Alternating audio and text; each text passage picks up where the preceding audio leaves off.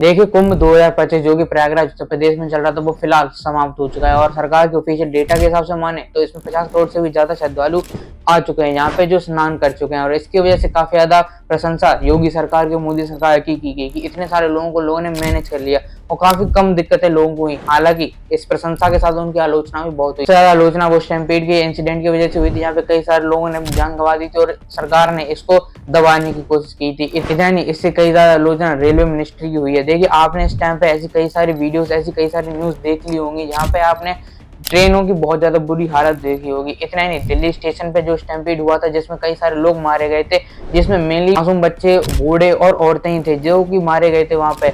और इसको दबाने के लिए रेलवे मिनिस्ट्री ने बहुत ज्यादा मेहनत की थी। हालांकि उस स्टैम्पेड को टालने के लिए बिल्कुल भी मेहनत नहीं की थी। और इतना ही नहीं, बिहार में, पूर्वांचल एरिया में, ऐसी सारी जगह पे आपने ट्रेन के बहुत ज्यादा बुरे हालत देख लिए होंगे जहाँ पे कई सारे लोग ट्रेन के शीशे तोड़ रहे हैं, लोगों को वहां पे आने आने में परेशान कर रहे हैं और स्टेशन में बहुत ज्यादा भीड़ देखी जा रही है और कई सारे लोग ट्रेनों में लटक लटक के जा रहे हैं, बहुत ज्यादा परेशान हो रहे हैं। इतना नहीं, थर्ड स्लीपर में, थर्ड एसी में, फर्स्ट एसी, सेकंड एसी में भी लोग भर भर के जा रहे हैं और वहां पे जो टिकट लेके इंसान चढ़ा उसको बहुत ज्यादा परेशानी हो रही है। इसी वजह से अगर आप फिलहाल इंटरनेट खोल के देखोगे तो आपको पता चलेगा कि इसकी वजह से यूपी और बिहार के लोगों को बहुत ज्यादा ट्रोल किया जा रहा है और ये कहा जा रहा है कि इनमें सिविक सेंस बिल्कुल भी नहीं है।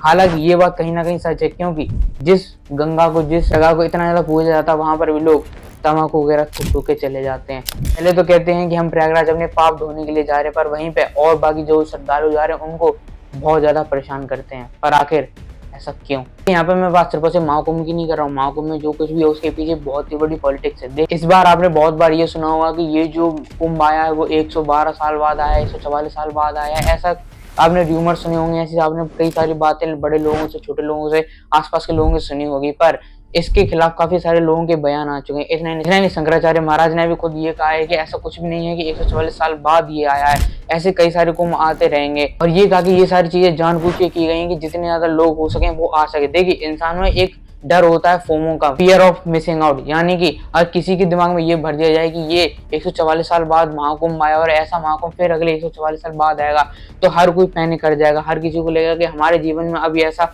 अवसर कभी जिंदगी में आने नहीं वाला है। इसी वजह से हर कोई जाने के लिए तरस गया, हर कोई जाने के लिए मंजूर हो गया, जिसको नहीं जाना था वो भी राजी हो गया। इसी वजह से बहुत ही ज्यादा भीड़ ट्रेनों में, बसों में, ऑटोज में, रोड पे, कुंभ में वहां पे देखी गई। इसी के कारण हुए थे, यहाँ पे स्टैम्पीड हुई थी दिल्ली में। और इतना ही नहीं, प्रयागराज संगम में भी स्टैम्पीड हो गई थी, क्योंकि ओवर क्राउडनेस की वजह से वहां पे किसी को सही से ना ही रहने की जगह मिल रही थी, ना खड़े होने की जगह मिल रही थी, ना ही बैठने की जगह मिल रही थी और हर कोई पैनिक कर रहा था। ये सब चीजें तो कह सकते हैं कि सरकार की गलती थी, पर सरकार की गलती के अलावा भी कई सारे लोगों ने अपनी बहुत ही ज्यादा सिविक सेंस को नीचे करके सबके सामने दिखाया। जो और सबसे ज्यादा ये हुआ बिहार और यूपी के एरियाज में।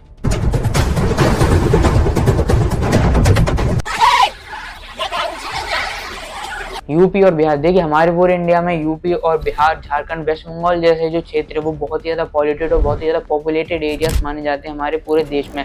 इतना नहीं, उत्तर प्रदेश तो अकेला पूरे देश में सबसे ज्यादा पॉपुलेशन में आ गया है। इतना नहीं, बिहार में हमेशा ओवर क्राउडनेस देखी जाती है और हमेशा सिविक सेंस कहीं पीछे छूटती हमेशा दिखाई दे जाती है। और इससे ऐसा इस बार भी यहाँ पे हुआ है, जहाँ पे बिहार में जितनी बार भी ट्रेन है वहां पे लोगों के द्वारा, जो पहले से जो ट्रेन में जो यात्री बैठे थे उनके द्वारा ट्रेन के गेट्स बंद कर दिए गए। और ये सब इसीलिए किया गया क्योंकि ऑलरेडी ट्रेन बहुत ज्यादा ओवर क्राउडेड चल रही थी और ये सब इसी वजह से हो रहा था क्योंकि टाइमिंग ट्रेन की सही नहीं की गई। और इसका क्या रीजन था मैं ऑलरेडी आपको बता चुका हूँ, पर फिर भी इंसान में इतनी और सेंस होती है कि अगर ट्रेन भरी हुई है तो अगले स्टेशन का इंतजार करे। और इतना तो लोग जो यहाँ पे स्टेशन पे खड़े हैं उनके पास जनरल की भी टिकट नहीं होती और वो लोग उन लोगों को परेशान करने की कोशिश करते जो फर्स्ट एसी में, सेकंड एसी में, थर्ड एसी में, स्लीपर में अपनी रिजर्वेशन वाली टिकट लेके चढ़े हुए हैं। इतना नहीं, जो लोग ऑलरेडी स्टेशन पे वहां पर रिजर्वेशन वाली टिकट लेके खड़े हुए हैं उनको भी घुसने का मौका नहीं दिया जाता और उनको भी रोका जाता है। और जो लोग फालतू में जो ऐसे परेशान करने की कोशिश करते हैं वो क्या करते हैं, अगर लोग बैठे हुए होते हैं उनको चप्पलों से मारते हैं, उनके ऊपर झूठा पानी फेंकते हैं, उड़ने की कोशिश करते हैं, उनके मुंह पे जूते मारते हैं, लात मारते हैं, गेट खोलने की, गेट तोड़ने की बहुत ज्यादा कोशिश करते हैं। और लोगों को, आम यात्री को, जो मेरे ख्याल से ना ही प्रयागराज जाना जाता है ना ही वो प्रयागराज से वापस घर आना चाहता है, वो इन सब चीजों से मतलब नहीं रखता। उसको सोचो कितनी ज्यादा परेशानी हो रही होगी। हर चीजें अभी की अकेली नहीं है। देखिए, इन सारे एरियाज में एजुकेशन बहुत ज्यादा कम पाई जाती है। अब ऐसा तो है नहीं कि हमारे देश में कुछ ज़्यादा ही बड़ा रेलवे सिस्टम है, इसी की वजह से हमें बहुत ज़्यादा वीडियो देखने को मिलती हैं। ऐसा नहीं है कि हमारे अकेले देश में पॉपुलेशन इतनी ज़्यादा है, इसी की वजह से ऐसी दिक्कतें हम लोगों को देखने की मिलती हैं। चाइना में हमसे भी बड़ा, हमसे दुगना तिगना रेलवे सिस्टम है। इतना ही नहीं, वहाँ की पॉपुलेशन ऑलमोस्ट हम लोगों के बराबर है, फिर भी वहाँ पे सिविक सेंस इतनी अच्छी है कि वहाँ पे लोअर से लोअर क्लास वाली ट्रेनें भी हमारे देश की हाईएस्ट क्लास की ट्रेनों से कॉम्पिटिट कर जाती है। वहाँ पे जितने लोगों की सिविक सेंस इतनी ज़्यादा अच्छी है, वहाँ पे हमारे देश में उतनी ज़्यादा खराब है। हम लोग बिल्कुल भी केयर नहीं करते कि जिस ट्रेन में, जिस जगह पे हम लोग खड़े हुए हैं वो हमारी है, जिस ट्रेन में हम लोग चढ़ रहे हैं वो हमारे टैक्स से ही आई है। सरकार अपने घर से नहीं लेकर आए, अश्विनी वैष्णव अपने घर से नहीं लेकर आए, नहीं उसके पैसे उनकी जेब से निकले हुए हैं। ये सारे पैसे कहीं ना कहीं आपकी मजदूरी करने की वजह से आए, आपकी जॉब करने की वजह से आए, आपके बिजनेस करने की वजह से आए। पर ये लोग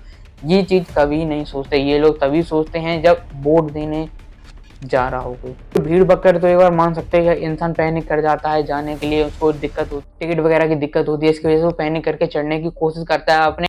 पर फिर भी चलिए मान लीजिए आप एक बार चढ़ चुके हैं, सब कुछ कर चुके हैं, पर फिर भी ऐसे दृश्य हमें हर जगह देखने को मिल जाते हैं जहाँ पे लोग ट्रेन पे थूकते हैं, गुटखा खा के थूकते हैं, स्टेशन पे पिलर्स पे थूकते हैं, ब्रिजेस पे थूकते हैं। इतना ही नहीं, महाकुंभ में जो इंसान नहाने के लिए गया है, श्रद्धा से अपने वहाँ पाप धोने के लिए गया, वहाँ पे भी इंसान गंगा में उतर के वहाँ पे पान की पिचकारियाँ मार के चला जाता है। इतना नहीं, लोग वहाँ पे पूजा करने के लिए जाते हैं, वहाँ पे पूजा की सामग्री लोग उठा उठा के चुरा के भाग जाते हैं, और ऐसे सारे दृश्य दिखाए जाते हैं जिससे साफ साफ पता चलता है कि इंसान में बिल्कुल भी अकल ही नहीं है कि ये देश हमारा ही है। अब देखिए कई सारे मुद्दों में सरकार की गलती होती है, और हमारी भी आदत है कि हर मुद्दे पर सरकार की गलती निकालना। देखिए सरकारी गलतियां हैं जो मैं ऑलरेडी गिना चुका हूं, पर फिर भी इतनी सेंस तो खुद इंसान में होनी चाहिए कि जब कोई चीज़ आपको प्रोवाइड की जा रही है उसकी रेस्पेक्ट कर सके, उसको सही से रख सकें। हमारे यहाँ पे अच्छी खासी ट्रेनें निकाली जाती है, वंदे भारत जैसी निकाली जाती हैं, और भी नॉर्मल ट्रेनें निकाली जाती है, पर फिर भी उनका हाल इतना ज़्यादा बुरा कर दिया जाता है। अगर आप मेट्रो में भी अगर आप जा रहे हैं तो ओवर क्राउडनेस होती है, क्योंकि वो मेट्रो सिटीज़ है, पर उसके बीच में भी फालतू चीज़ें आपको दिख जाएंगी, जहाँ पे कोई इंसान वहाँ पे गुटखा खा के थूक देता है, वहाँ पे कोई वायरल वल्गर डांस चलता है, वहाँ पे कोई इंसान प्रैंक करने लगता है। ऐसा लगता है कि कोई म्यूजिक स्टूडियो हो या फिर कोई फिल्मिंग स्टूडियो हो, ना ही कोई एक ट्रैवल या फिर ट्रांसपोर्ट का साधन। चलिए ये सब तो हमारे देश में लोग बाहर जाके भी ऐसी हरकतें कर, अब कुछ लोग बाहर जाके भी ऐसी हरकतें करते हैं, दूसरों की ट्रेन में चढ़ जाएंगे, वहाँ पे फालतू में चिल्लाएंगे, उल्टी सीधी वीडियो बनाएंगे, इतना नहीं नंगे होके कपड़े उतार के लोगों को परेशान करेंगे और वहाँ पे नाच गाना दिखाएंगे। अब देखिए ऐसी हरकतें बहुत सारे और देश के भी लोग करते हैं जो ब्राउन स्किन के हैं, जैसे बांग्लादेश के लोग करते हैं, पाकिस्तान के लोग करते हैं, श्रीलंका के लोग करते हैं, अफगानिस्तान के करते हैं, पर उनके नजरों में हम लोग इंडियंस ही हैं, और वो लोग सबसे पहले ऐसे लोगों को देख के इंडियंस को ही गाली देते हैं। और ये सब चीज़ें करके हम लोग यैपिंग करते हैं और ये कहते हैं कि भाई हम तो देसी, हम तो ऐसे ही रहेंगे, हम तो कभी बदल ही नहीं सकते। और इतना ही नहीं, ट्रेन वगैरह की जहाँ तक बात करें तो बिल्कुल भी कोऑपरेट करने की कोशिश नहीं करते हैं, और उनसे कोई कह दे तो लड़ने लगते हैं।